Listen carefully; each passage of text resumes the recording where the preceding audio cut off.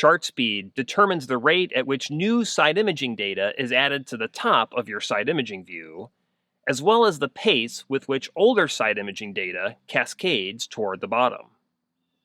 Chart speed is one setting that is universal to all of the sonar and imaging views on your HELIX. So when you change chart speed for one, you're changing chart speed for all.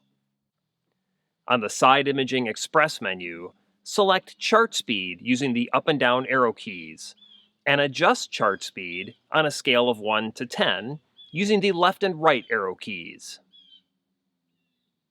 Chart speed can have a dramatic impact on your side imaging view. If your chart speed is too low, objects will appear compressed. If your chart speed is too high, objects will appear elongated or stretched out. A chart speed of 5 is a good starting point.